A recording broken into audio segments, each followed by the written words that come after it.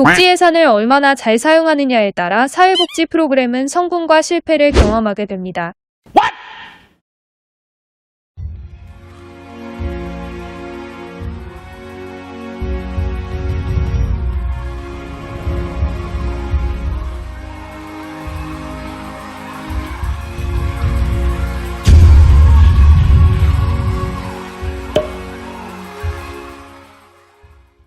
사회복지학을 공부하는 학생이 졸업 후 사회복지사로 당당하게 취업하여 당황스러운 상황들을 다수 경험하게 되지만 그중 한 가지는 사회복지 프로그램 계획서를 작성하는 순간입니다. 충분한 욕구조사와 분석을 통해 문제 집단에 접근하기 위해 노력했지만 정작 기획 과정에서 계획서를 작성하는 업무는 어렵게 느껴지니까요. 사회복지 프로그램은 지역사회 또는 집단, 개인의 욕구를 해소시켜주기 위해 사회복지 실천 현장에서 클라이언트 중심으로 진행되어야 한다고 알고 있습니다. 시간, 예산, 물적 자원, 인적 자원 등이 얼마나 중요하게 활용되며 사용할 수 있는 자원을 최대한 확보하여 사회복지 프로그램에 투입할 것인지에 대한 계획을 수립하는 것도 중요합니다. 때문에 사회복지 프로그램을 기획하는 과정에서 다양한 자원들을 활용하며 문제 집단 또는 개인의 욕구를 완충해주는 기능을 가지고 있죠. 특정 욕구에 개입하는 활동에 사용되는 사회복지 프로그램은 그만큼 충분한 예산의 투입과 성과를 기대하는 효과성을 중요시하게 된 요즘입니다. 사회복지 프로그램 계획에 따라 자원을 효율적으로 활용할 수 있는 자원관리 능으로 시간관리 능력, 예산관리 능력, 물적 자원관리 능력, 인적 자원관리 능으로 구분될 수 있다고 합니다. 이 중 예산관리 능력은 사회복지 조직 활동에서 필요한 예산을 파악하고 가용할 수 있는 예산을 최대한 확보하여 실제 업무에 어떻게 집행할 것인지에 대한 수립 능력입니다. 그리고 이에 따른 예산을 효율적으로 집행하여 관리하는 능력을 의미하죠. 사업을 진행한다는 것은 예산이 필요하다고 볼 수 있는데 사회복지 사업의 예산은 공적 예산을 주로 활용하기 때문에 분명 효율적으로 사용되어야 합니다. 이를 계획하고 통제, 감시하기 위해서는 확실한 예산의 계획이 필요하죠. 이처럼 예산을 관리하기 위해서는 지역사회의 많은 자원을 어떻게 관리할 수 있고 활용할 수 있는지에 대한 능력이란 게 중요합니다. 정보성과 정진모 교수는 예산을 수립할 때 예산의 특성을 주장했습니다. 사회복지 프로그램의 자원을 배분할 때 주로 다루어야 하는 초점은 의사결정과 정치적인 특성이 있다고 했습니다. 여기서 말하는 정치적 특성이란 프로그램의 의도를 뜻하며 궁극적으로 도달해야 하는 목적을 이루기 위한 방향성이 중요하다는 이야기죠.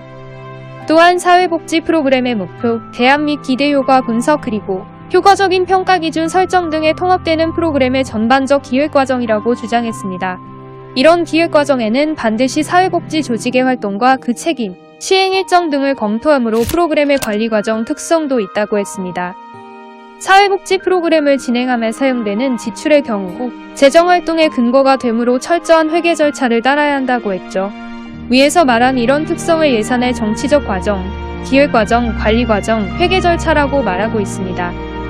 프로그램의 총예산은 항목별로 인건비, 운영관리비, 사업비, 수용비, 잡비 등으로 나눠지며 각 항목의 산출 근거를 구체적으로 제시해야 합니다. 총예산의 성격은 크게 두 가지로 구분되는데 직접비와 간접비라는 것이죠. 프로그램을 위해서만 직접 지출되는 경비 즉 프로그램을 진행하며 반드시 투입되어야 하는 예산을 뜻하는 예산을 직접비라고 말합니다. 직접비 이외의 프로그램을 진행하며 투입되는 예산을 간접비라고 말하며 간접비는 직접비보다 많을 수 없다는 게 사회복지 재무회계 규칙입니다.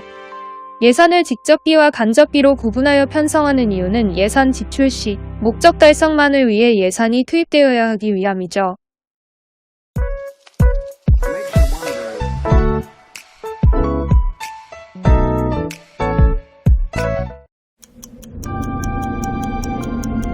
예산의 특성을 살펴봤다면 특성처럼 효율적이고 효과적으로 사용할 수 있는 예산의 종류 즉 유형에는 어떤 것들이 있을까요?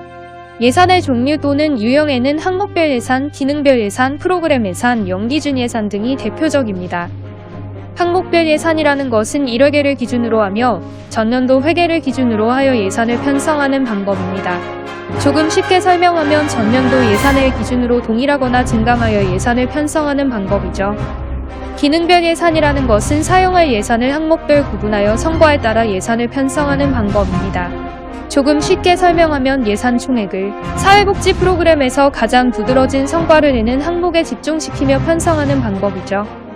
프로그램 예산이라는 것은 장기적으로 프로그램을 수립할 때 사용하며 과정 중심이 아닌 성과 중심의 결과물이 필요할 때 편성하는 방법입니다. 조금 쉽게 설명하면 초기 예산을 중심으로 성과가 보여지는 부분에 예산을 집중시키는 방법이라고 할 수 있죠. 마지막으로 연기준 예산이라는 것은 모든 예산을 0으로 설정하고 당장 필요한 곳부터 예산을 편성하는 방법입니다. 조금 쉽게 설명하면 처음부터 예산을 편성하고 활동하는 것이 아닌 효율성과 효과성을 따져 시급하다고 느껴지는 부분부터 예산을 편성하는 방법이죠. 어쩌면 연기준 예산은 프로그램 예산과 비슷한 성격을 지니고 있다고 볼 수도 있습니다. 앞서 설명한 예산 편성 방법에 대한 기능을 잘 이해하고 사회복지 프로그램을 계획하며 효율적으로 활용될 수 있는 예산의 방법을 선택하는 게 중요하죠. 사회복지 프로그램이 종결된 후 프로그램을 평가를 대비해 예산 편성 방법을 결정하는 것도 굉장히 중요한 부분입니다. 사회복지 프로그램은 사회복지 서비스를 제공받는 대상자의 핵심 욕구를 얼마나 해소시켜줄 수 있느냐에 따른 성과 중심형이 되어야 합니다. 이런 성과를 이룩하기 위해서는 반드시 적절한 기술과 예산이 투입되어야 하죠. 올바른 예산 집행만이 사업의 성패를 구분할 수 있다는 결론을 얻게 됩니다. 모든 사회복지 프로그램에 예산이 발생하는 것은 아니지만 필요한 예산을 사용하지 않는다면 더 높은 성과를 얻기에 다소 무리가 있을 수 있습니다. 프로그램에 절대적으로 필요한 요소가 되고 있는 예산은 이런 맥락을 뒷받침해주죠. 사회복지기관은 적절한 회계 절차에 따라 기관의 목적 달성과 클라이언트의 욕구 충족이라는 궁극적 목적을 달성하기 위해 각종 규칙과 규제들을 수행해야 할 책임이 필요합니다. 바람직한 프로그램 결과의 성취 여부, 목표 성취의 경제성과 효율성 등의 관련성에 초점을 두며 중점적으로 예산의 쓰임에 신중함을 가져봐야 할 것입니다.